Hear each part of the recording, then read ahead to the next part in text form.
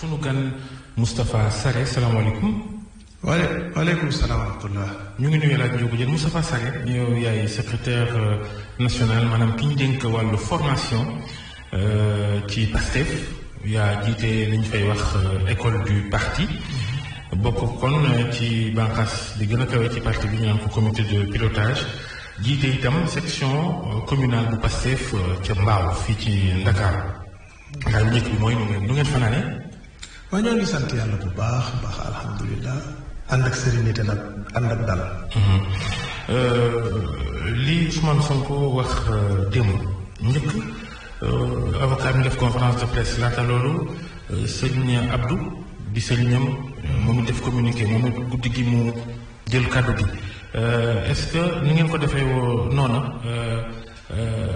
la waroon a demee ci wàllu communication njëkk mooy laaj ma njëkk bi. man de gisuma ci damm-damm pour man du question de communication sax waaye événement yi ñoo demee noonu ndaxte dañoo nekk ci situation bu explosive dëkk bi nekk au bord d'un gouffre boo xam ne kenn xamul fan la ñu jëm. déedéet. looloo am. ba tax na mu déglu ñëpp ay fan a ngi nii mi ngi déglu nit ñi depuis bi mu defee déclaration boobu ba léegi et puis ñuy xalaat. ban attitude la ñu war a am bu ñu ko convoqué parce que ñu ngi doon xaar convocation ñu ñëw loolu moo waral justement événement yi passé loolu. moom dafa waxoon du wuyu ji. ndax ni ñu dundee immunité parlementaire am di malaanu kiraayu député am jaaduwul.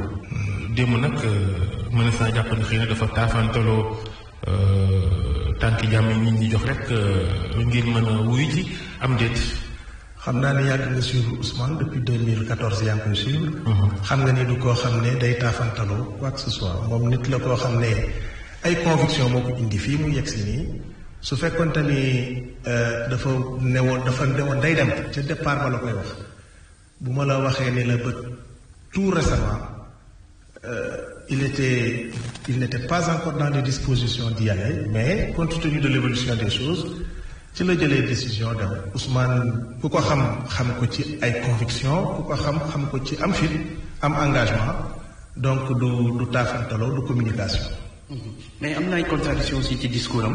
parce que ne woon du dem wax mu ne bi mu woowee du dem parce que procédure bi levée mutuelle jaarul yoon mu ngi dem avant loolu tamit daf ne woon assemblée nationale tout au début bu ñuy levée unité parlementaire rek mu 10h05 mu dem muy ji mu jëntal bi mu ne procédure bi jaarul yoon est-ce que waxeet yooyu du nekk loo xamante ne day waroo bu am ci ay kàddoom. waaw El Hadj ci waxam dafa am benn partie waxam boo ci génnee.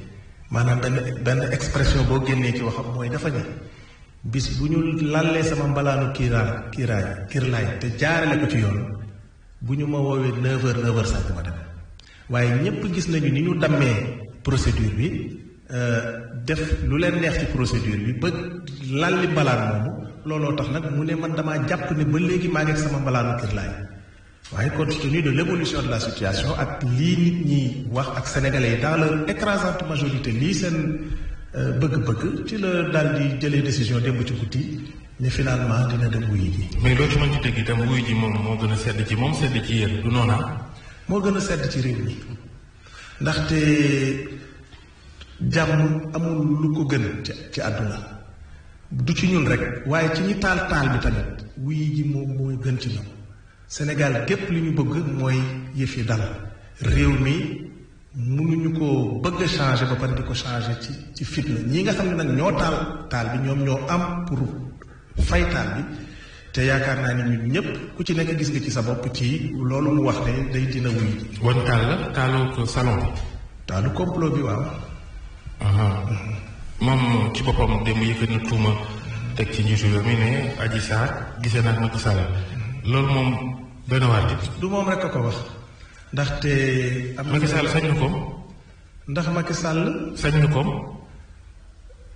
comprendre ma ni sañ na ko ndax sañ naa gis Adji Sarr. fi jamono ji ñu toll est-ce que wax jooju wax dëgg yàlla yëngu na maanaam li mu sañu te def ko bari na. waaw li mu sañu te def ko bari na ndaxte réewum Sénégal dañoo jël seen énergie yépp en 2012 fal ci bopp réew mi nit koo xam ne dañ ko ne. yow soxlawuñu lu dul nga xalaat ci li nga xam ne moom moo war a jëmale suñu réew kanam ne ko at mu jot dinañ la nattal gën ngaa néew lu tollu 4 milliards dugal ko ci kër gi gën a rafet ci Sénégal lépp loo xam ne soxla na ko Sénégalais yi nekk ci buy dox ci tali bi sax xalif général bu nekk ak moom ci tali bi dañ koy wàccee moom mu continuer dem ñu ne ko donc lii on te met dans des conditions yoo xam ne pour nga xalaat ci lan moo jëmale suñu réew kanam malheureusement on a vu que ni xalaatam ak xelam yépp lim ko fi mu ko jëme mooy faagaagal ay adversaire am yaakaar ni warta am adversaire kooku nit kooku donc yaakaar nañu ne erreur la ñu defoon en 2012 bi ñu koy teg ci bopp réew. mais xëy na bu fekkoon demoo woon ci salon boobu coow lu yëpp du am Abdoulaye Wade wax rek moo ci am benn naïveté ak inexpérience moo indi li yëpp.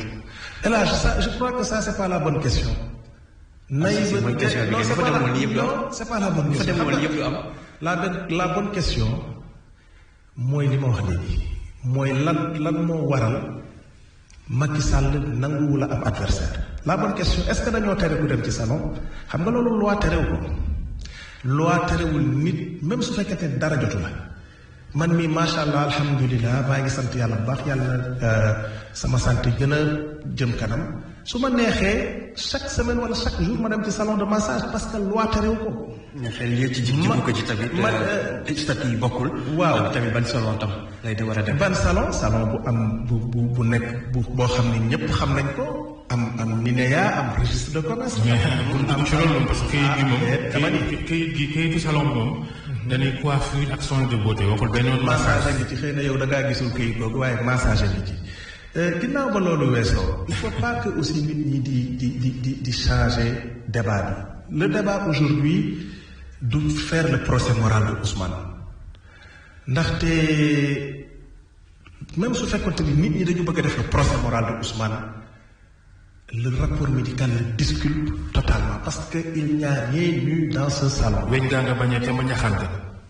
waaw loolu demuk salon ngay indi lépp. waaw demuk salon bi mooy mënta ñàkk ndaxte Sénégalais yi au contraire moi je dis que Sénégalais yi dañu war a féliciter Ousmane ndax nit koo xam ne def na 15 ans impôts et domaines ñàkk koom tax ngay dem di wuti ji beneen alternative parce que dem nga ci salon ñu ne la 300 000 francs ngay fay mu wóor la ni fii mënoo fay dem régulier mënoo faa dellu sax kooku Sénégalais yi dañoo war a xam ne nit ku jub la ndaxte gis nañu fii nag quand même aux fonctionnaires yi et particulièrement ces collègues des impôts et domaines train de vie bi ñu am ku ci feebar doo fajoo Sénégal bitim réew ngay fajoo. Assemblée nationale gi mbokk ne nañ am na couverture maladie bu leen di tax a dem di bëslu ci loo xam ni lu ci bëri assemblée koy jël en charge sax. waaw en vérité man terme bëslu boobu sax en vérité moo may déranger parce que je crois que toll nañu foo xam ne il n'est pas normal que ñuy ironiser ci yenn termes yi ndaxte.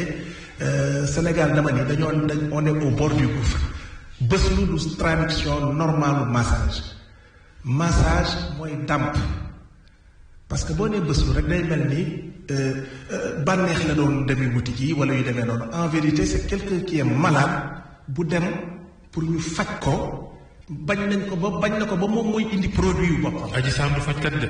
Adji Sarr masseuse la.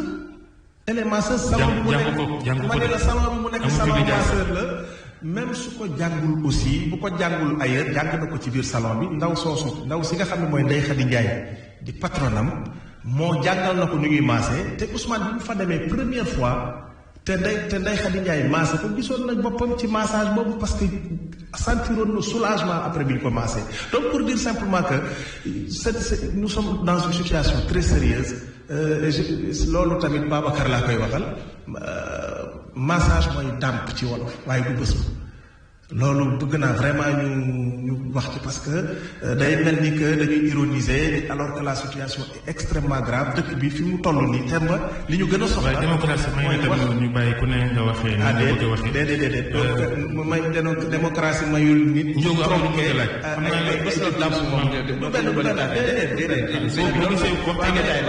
waxtaan wi ci réew mi sax dañ ne jóge nañ ci mbas mi ñu ngi ci mbës mi xam nga yooyu démocratie moo ko may. situation réew mi nag laaju ko. léegi Ousmane ñu dem tey wuy ji yéen ci parti bi nag ngeen fas yéene ndax day am mobilisation bu ngeen ko wala da ngeen di bàyyi rek mu dem ndànk wàññeekuwaat ndànk. déet du parti bi moo jël décision boobu askanu Sénégal moo ko bëgg a gunge parce que le projet bi nga xam ne moom la Ousmane di incarné te Pastef taxawal ko dafa jéggi militant wu Pastef sénégalais yi ñoo ci gis seen bopp. sénégalais yi ñoo xam ne dañoo am une ultime chance d'avoir avec eux nit koo xam ne gëm nañu ne moom moo mën a soppi réew mi am projet boo xam ne gëm nañu ne moom soppi réew mi 1960 ba léegi dañoo yaakaar dafa yàgg a tas ci réew mi ñu am ay virage yu bari yu ñu raté cette fois-ci bi Pastef juddoo nag en 2014 mu nekk un tournant décisif dans l'histoire du Sénégal ñu am un projet boo xam ne sénégalais yi def ko seen xol def ko muy seen projet bopp looloo tax ñoom ci seen bopp ñoom ñoo jël décision ne fu Ousmane gestos gis leen du ñu nekk ci ginnaaw du ñu nekk ci kanamam wetam la ñuy nekk loolu askanu Sénégal moo ko wax waaye du militant Pastef yi c'est pas un mot d'ordre du parti. Ce sont les Sénégalais qui de manière spontanée ont décidé simplement de l'accompagner et donc mu ñëw déglu waa ji déglu juge bi ba pare ñu delloowaat. mais mobilisation ci contexte bi ñu nekk nga xamante ne dañuy ay dajaloo loolu tamit waroon na ak li yoon wax léegi xët sax yi. li waroo ak li askan wi di doxee moom mooy taal ñi nga xam ne ñoom ñoo taal bi. ñoom ñoo indi problème bi fondamentalement parce que su fekkoon ni lii lépp amul te ñëpp xam nañ ni complot la yow mii ma jàkkaar loolu El Hadj Ndiogu excusez-moi yow mii ma jàkkaar loolu li ma wóor ba wóor mooy gëm nga ni complot la Babacar Fall mii ma jàkkaar loolu li ma wóor ba wóor mooy gëm nga ni complot la parce que da ngeen di politique da ngeen a am man damaa wóor ni ëpp ma leen xel damaa wóor ni man ëpp ma leen xel wóor na ma wóoral yàlla ni ëpp ma leen xel parce que Babacar Fall ça fait 20 ans que je le suis mais xam naa ne ku xarañ la ku am xel la. yow mii boo ci réseaux sociaux yi nee nañ. yaa ngi tooñ nag.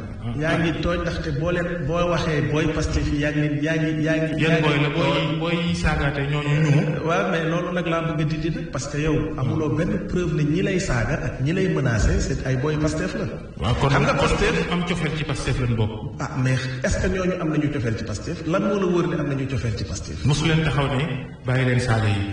jub leen mais ci la ñu yaru leen ci la ñu dëkk man mii di wax ak yow moi je suis le directeur de l'école du parti man bu may formé ñi ma xam laay formé c'est-à-dire ñi nga xam ne dañu nekk ci structure parti bi dafa am lu ñu naan cellule am lu ñu naan section am lu ñu naan coordination école du parti buy formé ñooñu lay formé képp koo xam ne nag yow bokkoo ci structure yooyu ñu mënuñoo jàpp ne ci parti bi nga bokk te ci wax loolu la ñu dëkk d'ailleurs Ousmane Sonko bu ngeen fàttaliku màggal gii nga xam ne moom la mujjee màggal Touba taxaw na publiquement devant la presse ne képp ku ngeen dégg muy saaga xam ne ni bokkul Pastef te muy dëgg ndaxte ñun amul kenn koo xam ne muy Babacar Fall souvent dama koy gis muy wane ay naan gis nga ñu ngi nii di ma saaga mënu na prouver ni que ñooñu c'est des militants de Pastef parti la ku fay dugg da ngay jënd carte intégrer ay structure suñuy adversaire ñun ci lu wér xam nañu ne am nañu adversaire yoo xam ne dañuy créer ay profil Facebook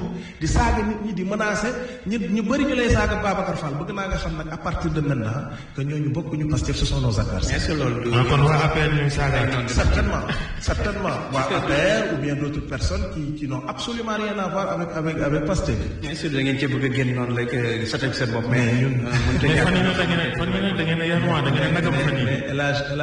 fan Ndiogu yow xam nga ni Pastef ku fa bokk doo naxasaale doo ragal. bu ñu doon ay ragal on allait choisir le chemin le plus facile. mais fi ñu toll nii bu ñu gisee Ousmane Sonko fii mu jëm. gis nañu Birame Souleye Diop administrateur parti bi. ñu nëpp ko jant bi naka noonu Abass Fall mi jiite Pastef Dakar. nu parti bi di doxee fii ñu toll nii daa mel ni bopp parti bi ci boppam mooy waaj a naax saay est-ce que loolu yeneen ci xalaat ngir xool nu ngeen koy jooyante. merci c'est l'objectif de ce pouvoir-là ci complot bi la bokk mooy dagg décapiter la tête du parti et c'est le lieu de naqarlu ba fa naqarlu yem ni ñu kidnappé suñu responsable yi ak suñu militants yi.